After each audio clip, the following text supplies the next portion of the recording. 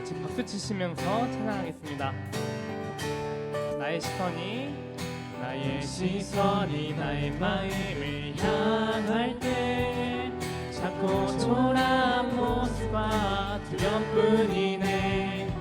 나의 시선을 당신께 돌릴 때 비로소 내 맘 평안해.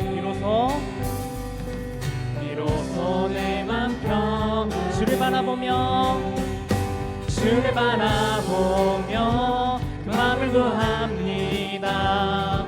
나의 모든 것 다 품으신 주님의 사랑, 나의 생각보다 더 크신 주님의 계획, 그 앞에 내 삶 드립니다. 주님께 내 삶 드립니다.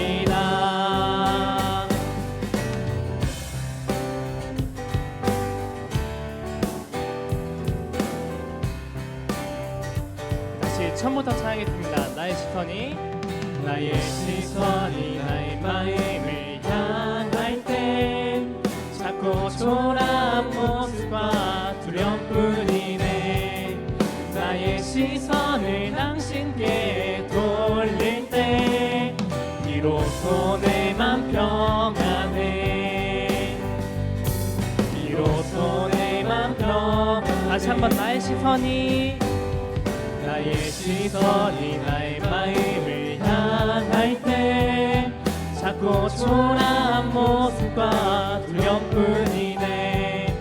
나의 시선을 당신께 돌릴 때 비로소 내 맘 평안해. 비로소 내 맘 평안. 주를 바라보며 그 마음을 구합니다. 나의 모든 것 다 품으신 주님의 사랑, 나의 생각보다 더 크신 주님의 계획, 그 앞에 내 삶. 다시 한번 주를 바라보며 그 마음을 구합니다. 나의 모든 것 다 품으신 주님의 사랑, 나의 생각보다 더 크신 주님의 계획, 그 앞에 내 삶 드립니다. 주님께 내 삶 드립니다.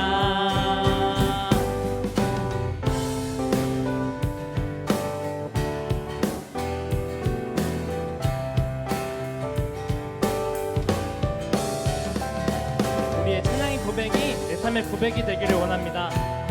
같이 주님을 바라봅시다. 주를 바라보며 그 마음을 구합니다. 나의 모든 것 다 품으신 주님의 사랑, 나의 생각보다 더 크신 주님의 계획, 그 앞에 내 삶 드립니다. 주님께 내 삶 드립니다. 다시 한번 주님께 내 삶 드립니다. 아멘.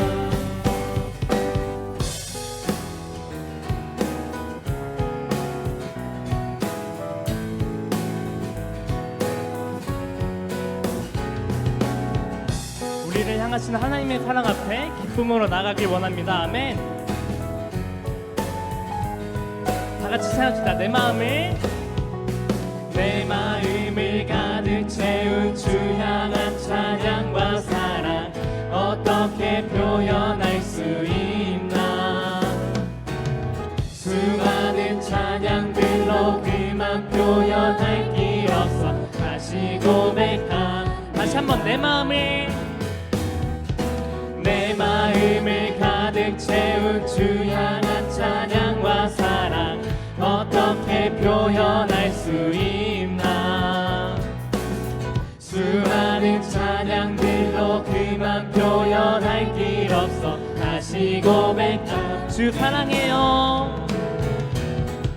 주 사랑해요. 온 맘 다하여 말로 다 할 수 없어.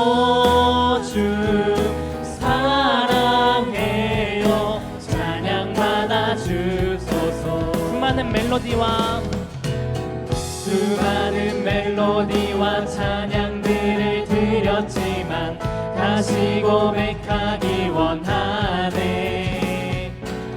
주님은 나의 사랑 삶의 중심 되시오니 주를 찬양한. 다시 한번 수많은 멜로디와 찬양들을 드렸지만 다시 고백하길 원하네. 아멘. 주님은 나의 사랑 삶의 중심 되시오니 주를 찬양한. 주 사랑해요. 주 사랑해요. 온 맘 다하여 말로 다 할 수 없어. 주 사랑해요. 찬양받아 주. 다시 한번 주 사랑해요. 주 사랑해요. 온 맘 다하여 말로 다 할 수 없어. 주 사랑해요. 찬양받아 주소서.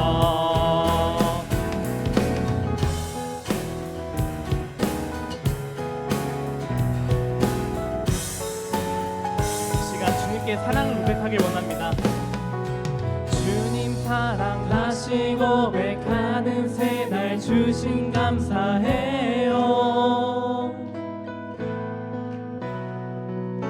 주님 사랑 다시 고백하는 찬양 주심 감사해요. 주님 사랑 다시 고백하는 새날 주심 감사해요. 주님 사랑 다시 고백하는 찬양 주심 감사해요. 다시 한번 목소리 높여서 주님 사랑 다시 고백하는 새날 주심 감사해요. 주님 사랑 다시 고백하는 찬양 주심 감사해요. 우리 목소리로 고백합니다. 주 사랑해요. 주 사랑해요. 온 맘 다하여 말로 다 할 수 없어. 주 사랑해요. 찬양받아 주. 다시 한번 주 사랑해요. 주 사랑해요. 온 맘 다하여 말로 다 할 수 없어. 주 사랑해요. 찬양받아 주소. 찬양받아 주. 마지막으로 찬양받아 주소서. 아멘. 주님께 영광의 박수 올립니다.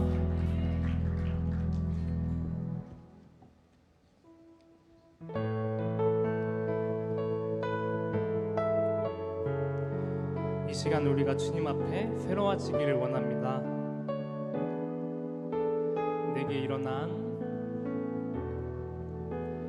내게 일어난 모든 일들 난 주님께 감사드려요.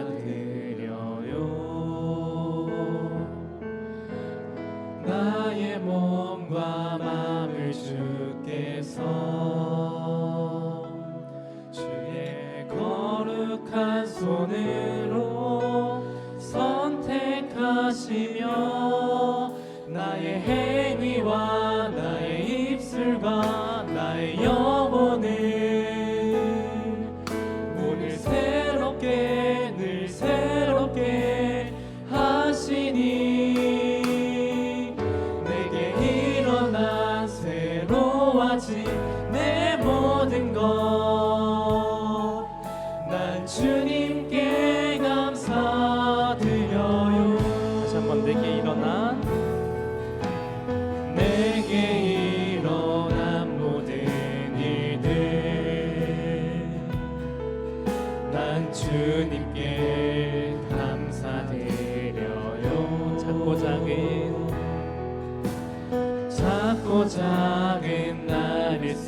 되시고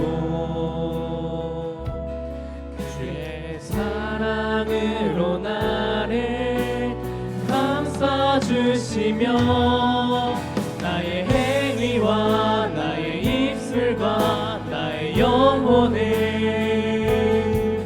오늘 새롭게 늘 새롭게 하시니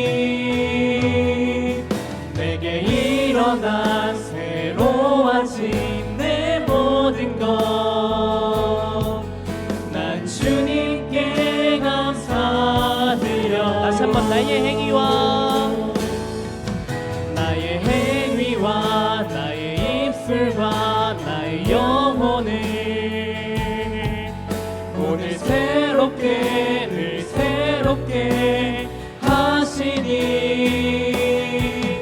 내게 일어난 새로워진 내 모든 것 난 주님께 감사드려. 나의 행위와 나의 입술과 나의 영혼을 오늘 새롭게 늘 새롭게 하시니 내게 일어난 새로워진 내 모든 것 난 주님께 감사. 이 모든 것이 은혜입니다. 모든 것이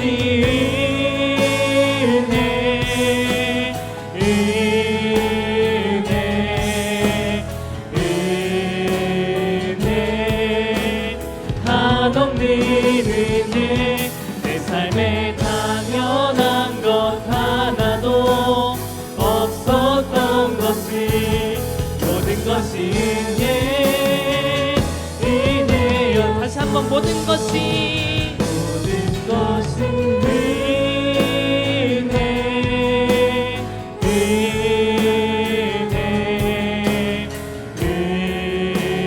은혜 한없는 은혜 내 삶에 당연한 것 하나도 없었던 것을 모든 것이 은혜여. 목소리로 고백합니다. 모든 것이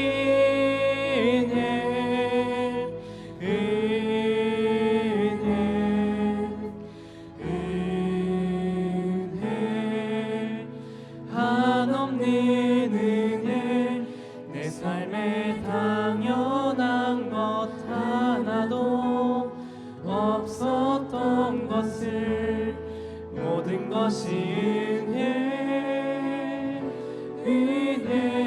은혜였소. 주님은 그 보혈 아래 다시 한번 우리에게 기회를 주시고 또 능력을 주십니다. 이 모든 것은 하나님의 은혜입니다. 주님께서는 작고 작은 연약한 나를 선택해 주셨습니다. 우리를 부르시고 더욱 크게 사용해 주시려 우리의 모든 것을 새롭게 바꾸어 주십니다. 이 모든 것을 감사드리며 주님 앞에 우리 목소리로 기도하시며 나아가시겠습니다.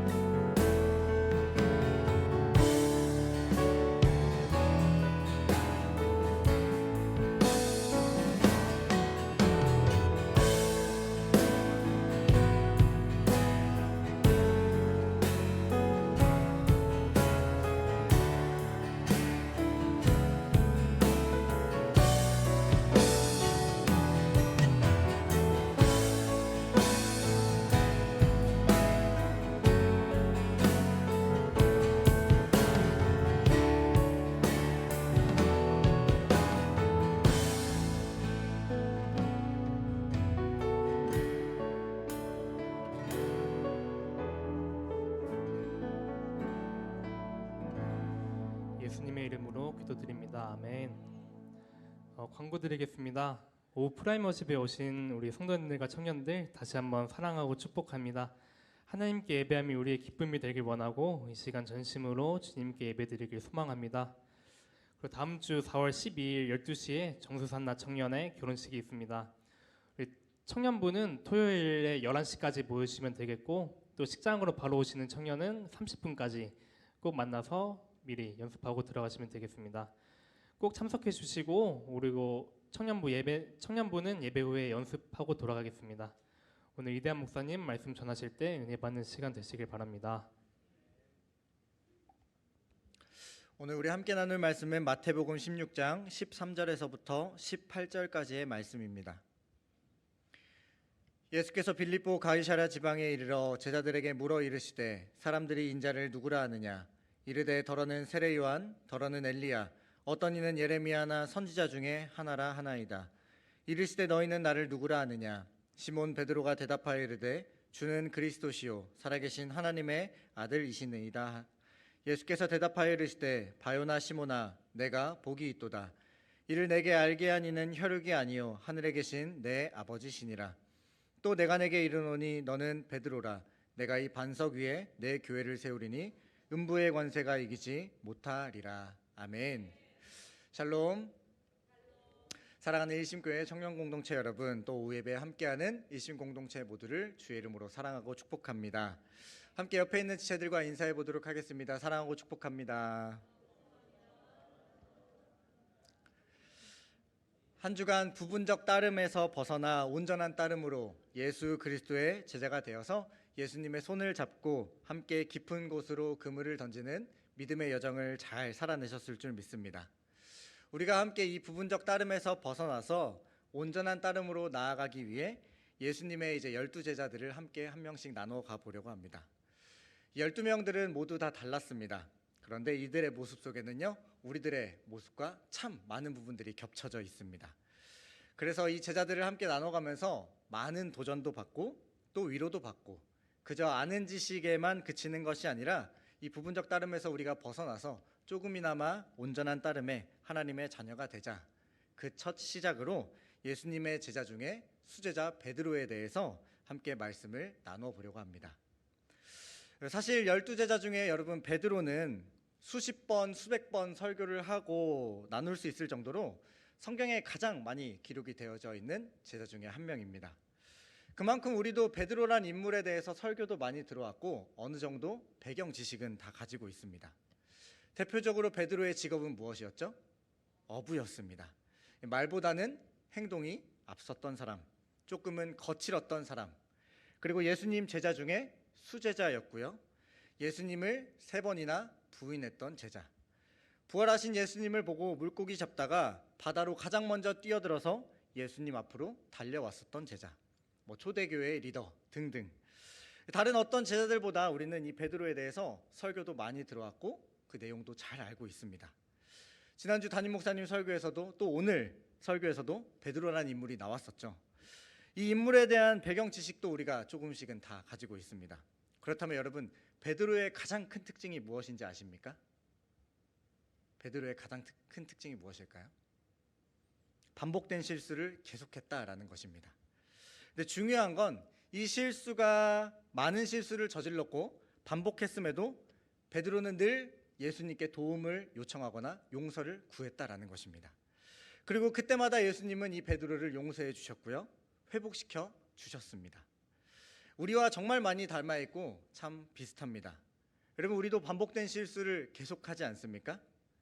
늘 알고는 있습니다. 그런데 막상 삶의 자리에서 잘 작동이 되지 않는 모습. 저 또한 많은 실수들을 반복하면서 살아갑니다. 아내와의 관계에서, 특별히 자녀와의 관계 속에서 실수를 참 많이 하고 잘 까먹는 것 같습니다. 여러분, 남자의 언어와 여자의 언어가 다른 거 알고 계시죠? 저는 전형적인 남자 구조입니다. 아내가 뭔가 저에게 얘기를 하면 공감하면서 아, 그렇구나, 고생했네, 이런 말이 먼저 나오기보다는요, 정답을 말하려고 합니다. 해결 방법을 제시하는 뇌 구조가 제 머릿속에서 작동이 돼서 입으로 나오기 시작합니다. 근데 아내는 이때마다 저에게 그냥 공감해주는 말을 해주길 원합니다. 고생했어, 그랬구나, 힘들었겠네.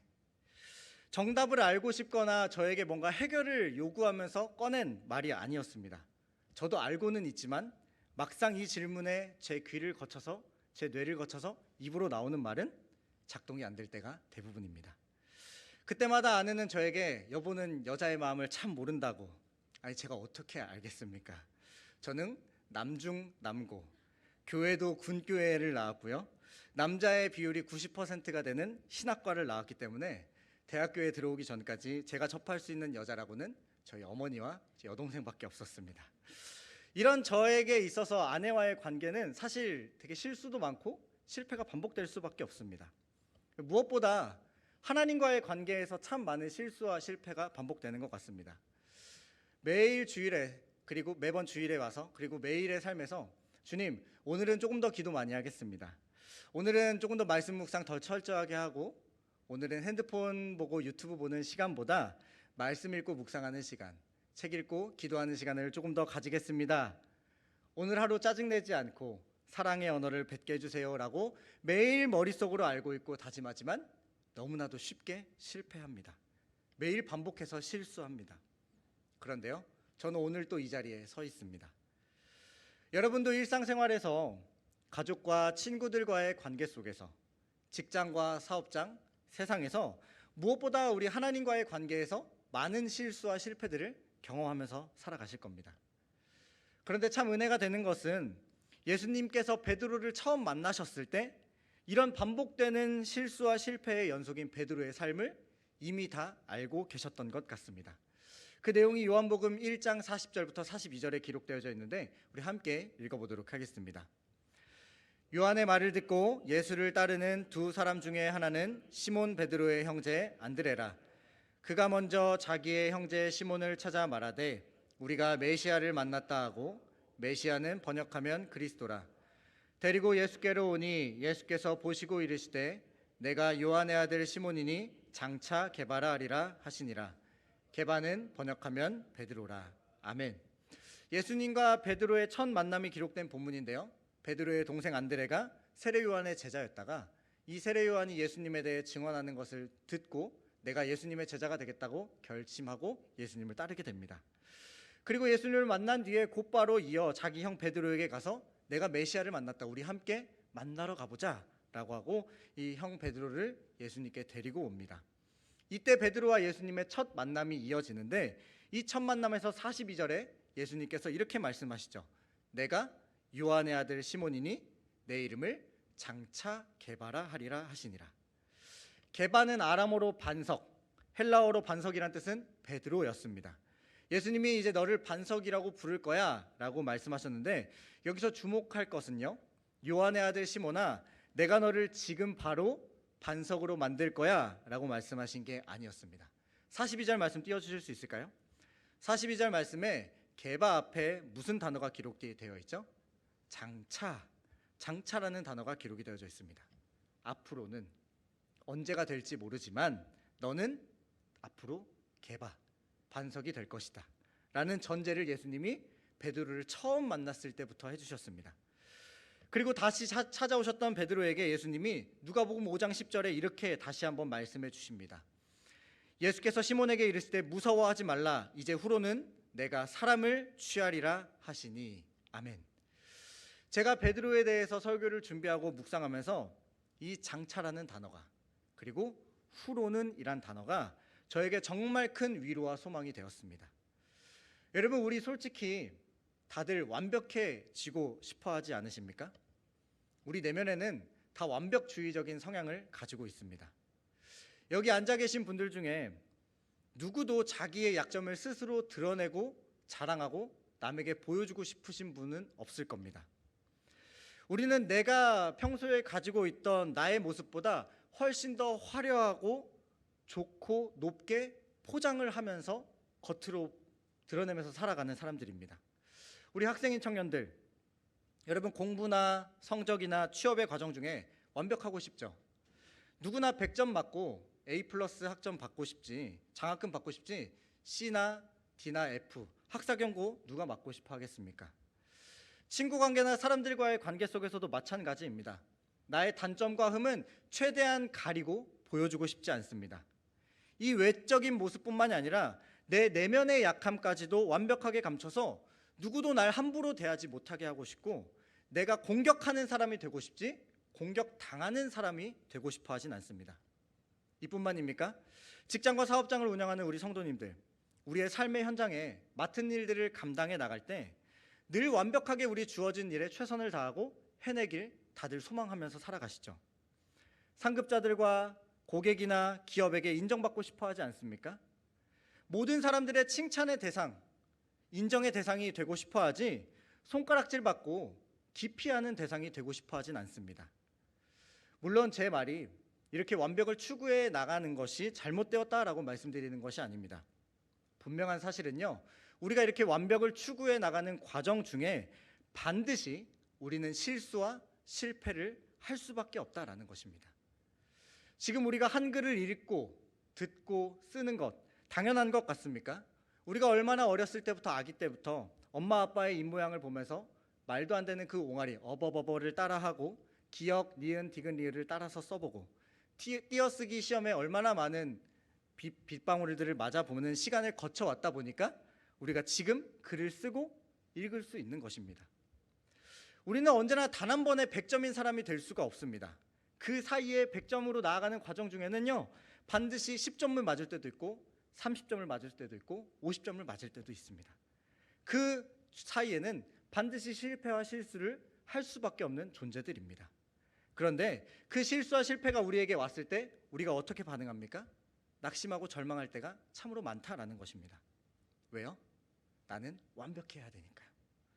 내 실수와 실패가 나의 기준치, 내 비교 대상 앞에서 나를 너무나도 작고 초라하게 만드니까 자꾸만 내 실수를 바라보고 비난하고 나를 깎아내리고 포기하면서 나는 안 되나 봐 라는 낙인을 스스로 찍을 때가 참 많이 있습니다. 그런데 오늘 예수님은 베드로에게 찾아오셔서 처음 만난 자리에서 장차 개발하리라. 지금 당장 너가 나의 완벽한 제자가 되어서 내 사역에 최선을 다해 봉사하고 내 짐이 아니라 나의 짐을 덜어주는 일꾼이 될 거야. 내 자랑거리가 될 거야 라고 예수님은 말씀하지 않으셨고, 얼마든지 예수님을 따라오는 과정 중에 제자로 세워져 가는 과정 중에 그 반석이 되는 과정 중에 실패와 실수가 있을 것이라고, 그런데 괜찮다라고 이 장차라는 단어를 첫 만남에서부터 허락해 주신 겁니다. 그리고 오늘 이 장차라는 단어로 저와 여러분을 예수님을 위로하고 계시는 것입니다. 베드로는 어부였습니다. 삶이 거칩니다. 온화하거나 부드럽거나 뭔가 사람들과의 대화가 원만하거나 따뜻하지 않습니다. 왜냐하면 갈릴리 바다가 물론 평온할 때도 있었지만 때로는 거센 풍랑과 파도에 먹고 살기 위해 어쩔 수 없이 어업을 하러 나가야 됐을 수도 있습니다. 자칫 잘못하면 내가 잡았던 그물을 놓치거나 물고기들을 놓치고 생사가 갈렸을 때도 있을 겁니다. 늘 경계선에 살아가는 사람이다 보니까 목소리가 클 수밖에 없었고 성격이 급할 수밖에 없습니다. 배에서 일하니까 사람들과의 관계에서 세밀하거나 세심하기보다는 간단, 명료, 직설적, 명령형의 화법이 평생을 그렇게 살아왔습니다. 남을 배려한다는 것, 남을 이해한다는 것, 이거는 베드로의 삶에 없던 일이었습니다. 그런데 예수님은 베드로를 만나서 처음에 뭐라고 말씀하셨습니까? 장차 개발하리라. 그리고 너를 사람을 낚는 어부로 만들겠다라고 말씀하셨습니다. 지금 너가 충동적이고 연약하고 미흡한 미완의 존재일지 모르지만 장차 개발, 반석으로 내가 세워갈 것이다. 내가 너와 함께하며 너가 겪는 그 실수와 실패, 어려움과 배신들은 그게 다 반석이 되어가는 과정이라고 예수님은 첫 만남에서부터 위로의 말씀을 건네주신 겁니다. 베드로는 예수님에 대해서 동생 안드레에게 들은 것이 전부였습니다. 우리가 메시아를 만났다고 하니까 궁금했을 겁니다. 왜냐하면 자신도 회당에 가서 수없이 많은 말씀들을 듣고 메시아에 대한 기대감이 자기에게도 있었을 것입니다. 그런데 진짜 메시아라면 우리가 지금 압제당하고 있는 로마에서부터 구원해줄 구원자일 텐데, 내가 먼저 이 사람을 잘 따라다니고 이 사람에게 인정을 받는다면 후에 내가 높은 지위와 성공이 보장되겠지라는 설레발의 마음도 마음 한켠에 있었을 것입니다. 즉 애초부터 베드로는요, 예수님에 대해 부분적으로밖에 알지 못했습니다. 부분적도 부족할 정도로밖에 아주 조금만 알고 있었습니다. 그런데 예수님은 완전하고 완벽하게 온전하게 베드로에 대해서 알고 계셨고 그 삶을 모두 다 예측하셨습니다. 이런 주님이 오늘 저와 여러분에게도 말씀해 주시는 겁니다. 내가 장차 너를 개바, 반석으로 세워갈 것이다.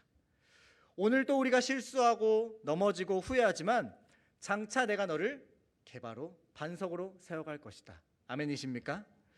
이것이 12제자 중에 첫 번째 베드로를 묵상하면서 온전한 따름으로 나아가려는 우리에게 주신 하나님의 가장 큰 위로이자 이 장차의 은혜가 우리 사랑하는 청년 공동체와 우리 일심 공동체 가운데 가득하길 소망합니다. 이 장차의 과정 중에 대표적인 사건들을 나눠 보려고 합니다.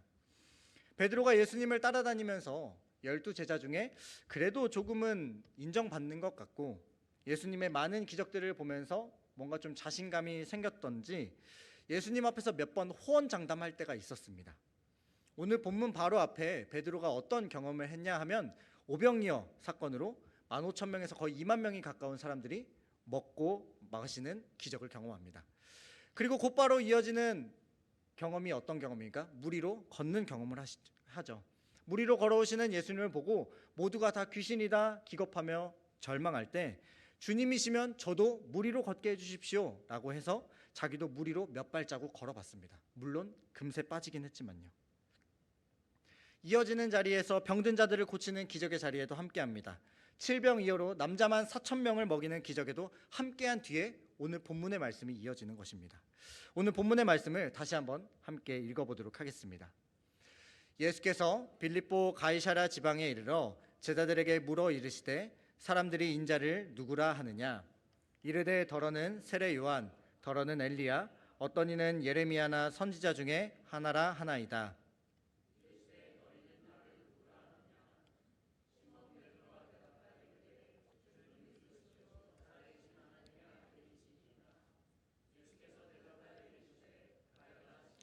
내가 복이 있도다. 이를 내게 알게 한 이는 혈육이 아니요 하늘에 계신 내 아버지시니라. 또 내가 내게 이르노니 너는 베드로라. 내가 이 반석 위에 내 교회를 세우리니 음부의 권세가 이기지 못하리라. 아멘.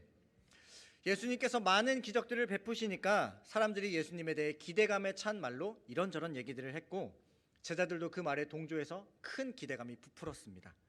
그때 예수님께서 제자들에게 물어보시는 겁니다. 얘들아, 사람들이 나에 대해서 뭐라고 얘기하느냐? 세례 요한입니다. 엘리야나 예레미야, 선지자 중에 하나라고 합니다. 라는 이 대답에 예수님이 그러면 너희들은 나를 누구라고 생각해? 라고 물어보신 거예요. 이 질문에 아무도 대답을 하고 있지 못할 때에 베드로만이 유일하게 나서서 호기롭게 이렇게 대답합니다. 주는 그리스도시요 살아계신 하나님의 아들입니다. 사실 이 문장은 엄청난 고백인 맞습니다. 근데 이걸 정말 진심을 다해 나왔는지 아니면 예수님께 잘 보이려고 했는지는 알지는 알지 못하겠습니다. 그런데 그때 예수님께서 이 대답에 바요나 시모나, 요한의 아들 시모나, 내가 복되다. 이걸 너의 부모님이나 형제가 알려준 것이 아니라 하늘에 계신 하나님께서 알려주셨다. 내가 너를 베드로, 반석이라고 부를 것이다. 이 반석 위에 교회를 세워갈 것인데 사단의 권세가 너를 이기지 못할 것이다 라는 축복의 말씀을 해주십니다. 이 축복의 말씀을 해주신 직후에 예수님은 내가 이제 제자들에게 뭔가 얘기를 할 때가 된 것 같다 라고 결단하셔서 이 제자들에게 내가 이제 예루살렘에 들어갈 것인데 대제사장들과 서기관들이 나를 잡아서 죽일 거다.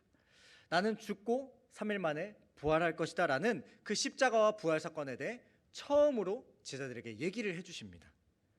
그런데 방금 축복받고 방금 엄청난 고백을 했던 이 베드로가 예수님께서 얘들아 나 곧 죽을 거다라는 이 말에 눈이 뒤집혀서 이렇게 말합니다. 마태복음 16장 21절부터 23절까지의 말씀입니다. 이때로부터 예수 그리스도께서 자기가 예루살렘에 올라가 장로들과 대제사장들과 서기관들에게 많은 고난을 받고 죽임을 당하고 제3일에 살아나야 할 것을 제자들에게 비로소 나타내시니 베드로가 예수를 붙들고 항변하여 이르되 주여 그리 마옵소서 이 일이 결코 주께 미치지 아니하리이다. 예수께서 돌이키시며 베드로에게 이르시되 사탄아 내 뒤로 물러가라. 너는 나를 넘어지게 하는 자로다. 내가 하나님의 일을 생각하지 아니하고 도리어 사람의 일을 생각하는도다 하시고. 아멘. 방금 전에 바로 전에 칭찬받고 축복받았음에도 예수님은 베드로의 실수를 보시고 사탄아 내 뒤로 물러가라. 너는 지금 내 사역을 방해하고 있다. 하나님의 일을 생각하지 않고 오직 너의 유익만 생각하는 사람의 생각으로 가득하구나라고 꾸짖으셨던 겁니다. 아마 이때 베드로의 자존심이 완벽하게 구겨지지 않았을까요? 방금 제자들과 함께 있는 그 자리에서 예수님께 네가 복되다. 내가 너를 반석으로 세울 것이다. 이렇게 축복을 받았는데 곧바로 이어지는 예수님의 대답은 너 사탄이지? 네가 내 일을 방해하고 있어. 단호하게 혼났으니까 아주 얼굴이 빨개지고 민망했을 것입니다. 이뿐일까요? 베드로가 아주 호기롭게 예수님께 또 얘기했던 때가 언제이냐? 예수님이 내가 잡히게 되면 너희가 오늘 밤 나를 다 버리게 될 것이다 라고 말씀하실 때 베드로는 마태복음 26장 33절에 이렇게 고백합니다. 베드로가 대답하여 이르되 모두 주를 버릴지라도 나는 결코 버리지 않겠나이다. 예수께서 이르시되 내가 진실로 내게 이르노니 오늘 밤 닭 울기 전에 내가 3번 나를 부인하리라. 베드로가 이르되 내가 주와 함께 죽을지언정 주를 부인하지 않겠나이다 하고 모든 제자도 그와 같이 말하니라. 아멘. 주님, 다른 놈들이 다 예수님 배신하고 버린다 할지라도요, 저는 절대로 안 버립니다. 예수님 저 아시잖아요. 예수님과 같이 죽을지언정 저는 절대 부인하지 않고 배신하지 않고 평생 예수님의 제자로 살아가겠습니다. 베드로가 이렇게 고백하니까 다른 제자들도 주님 저도 그렇습니다 라고 얘기한 본문입니다. 그런데 이후의 상황은 어떻습니까? 모두 다 도망갔습니다. 베드로는 그래도 용기 있어서 대제사장의 집안 뜰까지는 갑니다.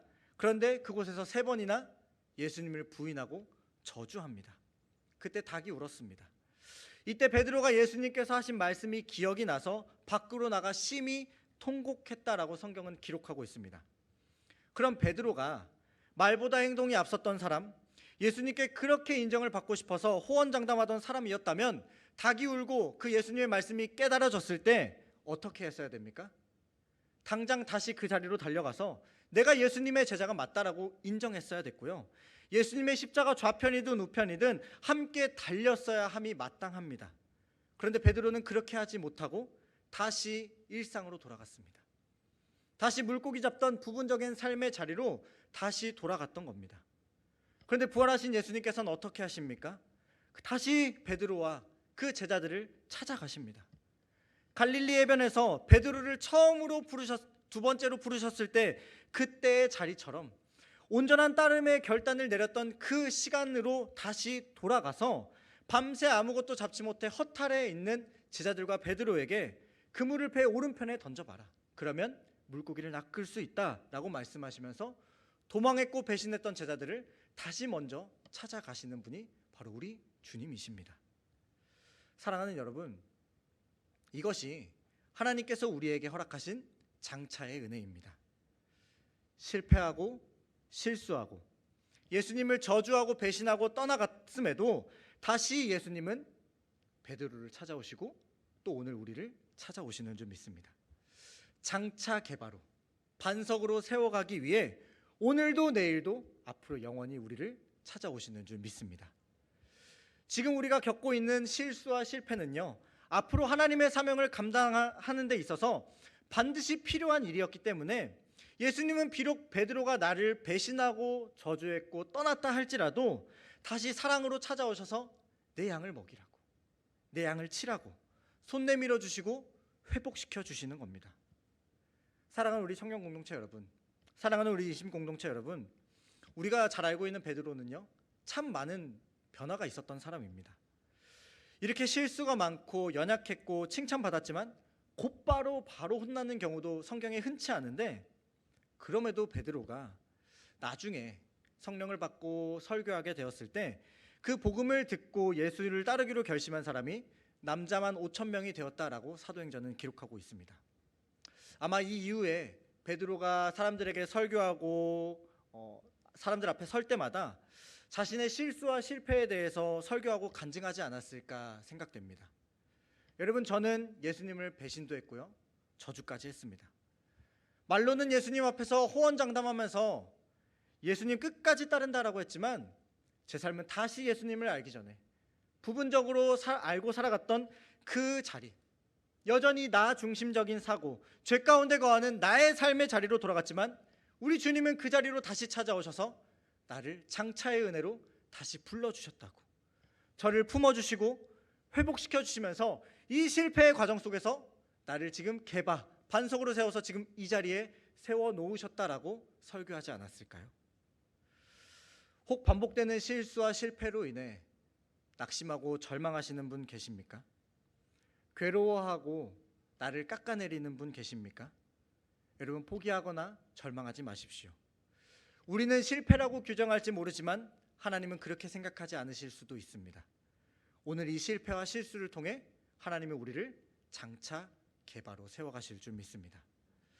여전히 기다리시고 오늘도 성장시키시는 예수 그리스도의 십자가가 오늘 우리에게 부어졌기 때문입니다.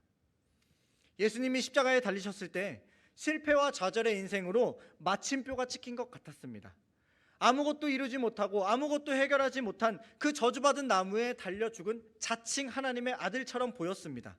그러나 아무 흠도 죄도 없는 예수님께서 그 십자가를 묵묵히 감당하신 이유는 오늘 실패와 실수의 연속인 내 죄를 위해 대신 그 자리에 올라가셨고 그곳에서 아무도 해결할 수 없는 죄와 사망의 문제를 단번에 해결하신 줄 믿습니다.